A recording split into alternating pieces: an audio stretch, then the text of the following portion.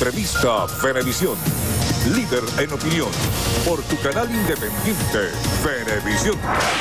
Muchísimas gracias por acompañarnos en Entrevista Venevisión. Ya estamos listos para iniciar nuestra conversación con el invitado del día de hoy. Él es José Manuel Puente, economista, profesor titular del Instituto de Estudios Superiores de Administración IESA. Gracias por acompañarnos. Muchas gracias, Andreina. Importante, antes de cerrar el año, hacer un balance de lo que ha pasado. Antes de iniciar esta conversación en pantalla hablábamos de que es el quinto año consecutivo que hablamos en este mismo espacio acerca de un periodo de recesión económica y la pregunta que muchos venezolanos se hacen es ¿hasta cuándo? ¿Qué es lo que está pasando? Porque cada día el precio de los productos, de los bienes, de los servicios es cada vez más inaccesible para el trabajador, para el venezolano común. Sí, ciertamente, Andrina. Este es el 2018 que está cerrando.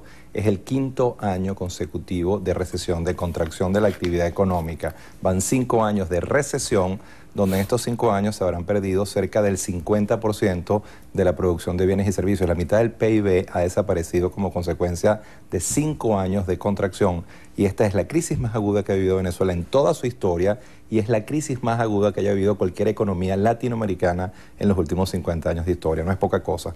Pero además ahora se combina con hiperinflación. Venezuela es la única economía en el mundo con hiperinflación. Desde noviembre de 2017 se puede hablar de fenómeno hiperinflacionario. Bueno, hay varias, como no hay data oficial, el Banco Central lo presenta, hay diferentes datas del Fondo Monetario, de la Asamblea Nacional, pero estamos hablando al menos de 13 o 14 meses consecutivos de hiperinflación. Y además el tercer factor que completa el círculo de desequilibrios es sistemático desabastecimiento. Entonces tienes 5 años de recesión, 13 o 14 o 15 meses de hiperinflación y un sistemático desabastecimiento que también tiene impactos muy negativos sobre la población.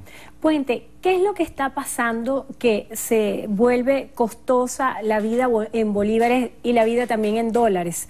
Porque si bien es cierto que no hay un proceso de dolarización abiertamente admitido por parte del Estado como una política económica, muchos productos, muchos servicios están dolarizados el día de hoy y esa es una realidad incuestionable. Absolutamente. Pero cuando ves que el dólar está viéndose afectado por la hiperinflación, te preguntas ¿qué es lo que ocurre? Porque si algo me lo estaban presupuestando en dólares hoy en un monto, mañana sube el dólar y aumenta también el precio cuando debería la inflación de alguna manera, aplicando la lógica básica, solamente impactar al bolívar. ¿Qué es lo que está pasando? Que la inflación aquí también está impactando al dólar. Claro, estamos viviendo el peor de los dos mundos. Venezuela se ha hecho caro en bolívares porque vive un proceso de hiperinflación y día a día la inflación es 3 o 4% interdiaria, pero además se ha hecho cara también la vida en dólares. Básicamente el fenómeno es que la inflación está corriendo a velocidades muy rápidas, hay ajustes diarios, semanales, mensuales de los precios en bolívares y el tipo de cambio oficial y paralelo se ha rezagado y al rezagarse se da un proceso de apreciación y la apreciación implica que los productos en dólares se han hecho muy costosos y hoy en día una botella de vino o cualquier otro producto importado que tú compres en Venezuela es mucho más caro en euros o en dólares en Venezuela de lo que es en España o lo que es en Nueva York. Entonces es una inconsistencia, consecuencia de los múltiples desequilibrios macroeconómicos y esto te lleva, y con esto cierro la idea, te lleva inevitablemente que el tipo de cambio, el paralelo y el mismo DICOM que hoy se devaluó 23% en un solo día, se devalúen fuertemente a lo largo de los próximos meses para poder ajustar ese rezago que han tenido los tipos de cambio paralelos, tanto DICOM como el paralelo, y se genere un círculo vicioso aún mayor entre hiperinflación, devaluación del tipo de cambio y se generen desequilibrios aún más profundos en términos de precios. En una economía donde todo está dolarizado, menos los salarios que perciben los trabajadores, ¿cuál pudiera ser la solución? ¿Dolarizar abiertamente la economía para que los empleados puedan tener su dinero en divisas? Bueno, yo lo he dicho esto muchas veces, igual que tú planteabas al principio, que se está dando una dolarización de facto. Ya muchas empresas, muchos productos, muchos comercializadores han dolarizado sus precios y se está dando un fenómeno de dolarización de la economía donde usted va a comprar muchas cosas y ya están en dólares. Yo, a pesar de ese fenómeno que yo lo acepto y que tal vez sea el fin de la historia, una economía que se dolariza, Zimbabue al final dolarizó no porque fue una decisión burocrática del gobierno, se dolarizó de facto y eso puede estar pasando en Venezuela. Sin embargo, muchos de nosotros si pensamos todavía que un esquema como el chileno, como el peruano, preservando tu moneda, preservando la autonomía de tu banco central y haciendo política fiscal y monetaria coherente y de manera contracíclica, en contra de los ciclos, es un mucho mejor esquema que la dolarización. Sin embargo, la economía se está dolarizando de facto y tal vez este sea el final de la historia de Venezuela. Una economía dolarizada no por decisión, sino como consecuencia de la decisión autónoma de los agentes económicos. El inyecto de recursos, escuchábamos declaraciones de Tarek El Aissami diciendo que de alguna manera economías como Rusia, China están potenciando la economía venezolana, y también el presidente Nicolás Maduro declaraba sobre esto. ¿Puede tener un impacto de contracción de este fenómeno hiperinflacionario que sea palpable para los venezolanos? Hasta ahora no lo ha tenido. Venezuela es la única economía en el mundo en hiperinflación. Y solo para darle una idea a las personas que nos están viendo, la inflación promedio de América Latina, de Chile, Ecuador, Uruguay, Perú, este año va a ser alrededor de 4 o 4.2%. Venezuela va a tener una inflación proyectada por el Fondo Monetario de 1.370.000 o proyectada por la Asamblea Nacional de 1.300.000. Es decir, la inflación de Venezuela está muy por encima de la inflación del resto de nuestros vecinos, de Colombia, de Uruguay, de Brasil.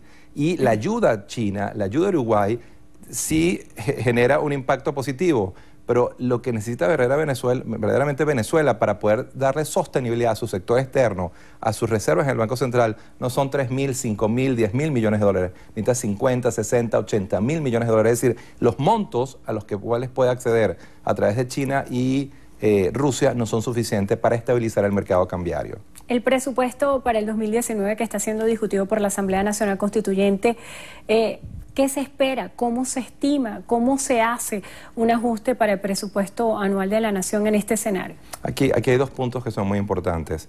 Uno es que constitucionalmente el único órgano que puede convertir un proyecto de ley de presupuesto en ley es la Asamblea Nacional. Eso es lo que determina la Constitución Nacional, que fue aprobada en 1999.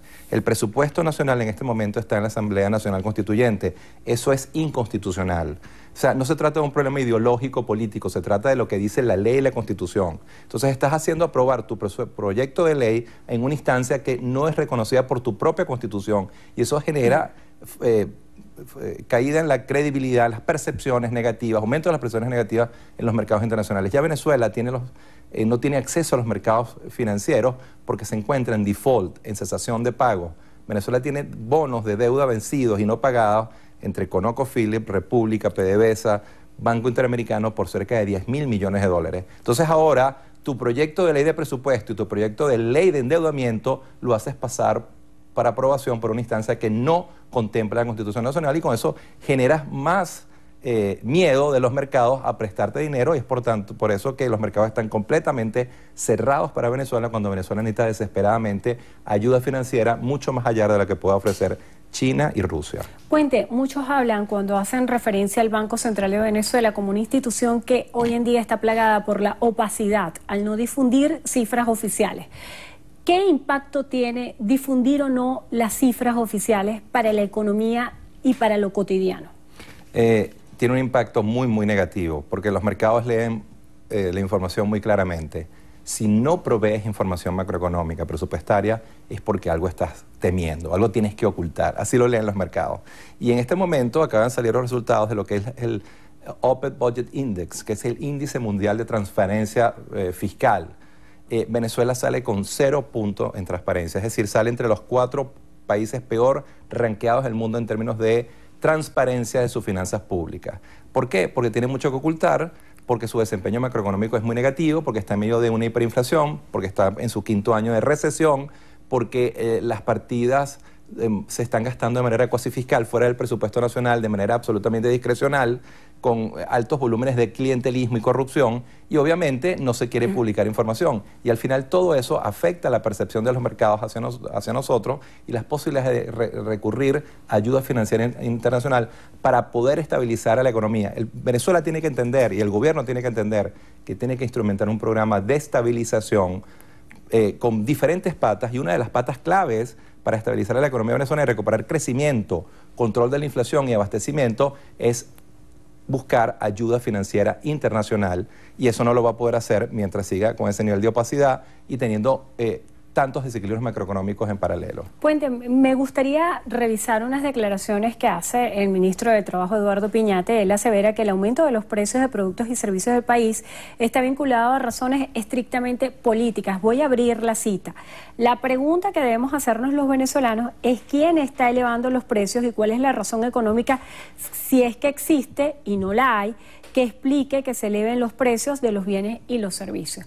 Lo que vivimos hoy es resultado de una confrontación política o es un fenómeno económico, a su modo de ver. Sí, sin lugar a dudas, esa hipótesis de trabajo no tiene ninguna posibilidad de ser verificada con la data empírica.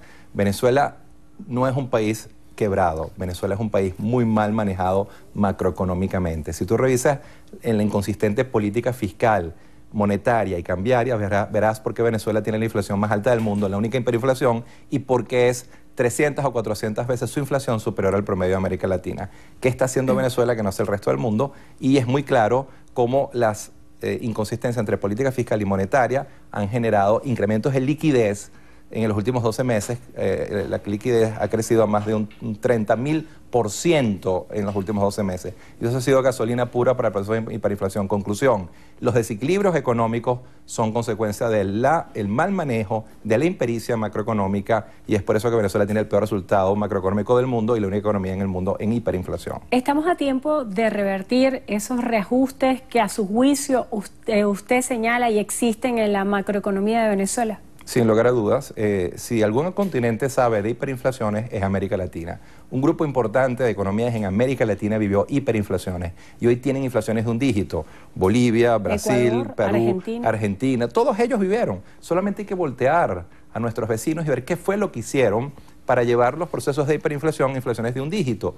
Y una de esas decisiones claves fue hacer consistente su política fiscal y monetaria y en algunos casos dolarizar, como en el caso de Ecuador. Hay solución a estos problemas, pero Venezuela tiene que instrumentar un programa creíble, coherente, integral de estabilización para recuperar crecimiento, control de la inflación y abastecimiento. Sí hay solución si tenemos el liderazgo correcto que opta por las opciones de política económica correctas. Si le tocara darle un consejo a una persona común, no al Estado, en materia económica, ¿cuál sería el día de hoy? Bueno, con mucha humildad. No hay nada peor que un economista que lo sabe todo, pero con mucha humildad le diría que hay que implementar un programa de reformas integrales de estabilización y donde una de las patas, o 3 o 4 de las patas claves son desmontaje del control de cambio. Este control de cambio se agotó. Búsqueda de ayuda financiera internacional para fortalecer las reservas y desmontar los controles de precio para poder generar abastecimiento de bienes y servicios. Eso junto a un programa integral deberían ser 3 de las 4 patas claves que deberíamos instrumentar en este momento para revertir el ciclo de desastre. ¿Y para la economía familiar, cuál sería el consejo? Protegerse. Protegerse. Venezuela, el dinero tiene diferentes valores en el tiempo y lo peor que puedes hacer es tener bolívares excesivos en una cuenta de banco. Tienes que moverte, tienes que invertirlos y protegerte. Comprar el carrito que puedas comprar, la nevera que necesitas, el aire acondicionado que necesitas, pero invertir porque el dinero se está evaporando. Solo quiero dar una idea. Si Banco Central, si Fondo Monetario y Asamblea Nacional están en lo correcto, lo que costaba, un caramelo que costaba un bolívar el 1 de enero del 2018 va a costar 1.370.000 bolívares el 31 de diciembre del 18. Entonces ahí podemos ver cómo están cambiando los precios y cómo se está deshaciendo el valor del dinero y la capacidad de compra de los venezolanos. El dinero tiene que ser invertido para preservar su valor en el tiempo. Muchísimas gracias por estar con nosotros hoy en Entrevista Venevisión. José Manuel Puente, economista, profesor titular del Instituto de Estudios Superiores de Administración IESA. Gracias por habernos acompañado la tarde. Muchas gracias a ti, Andrina, por la invitación. Y gracias a ustedes también. Que tengan todos muy buenas tardes. Milagros.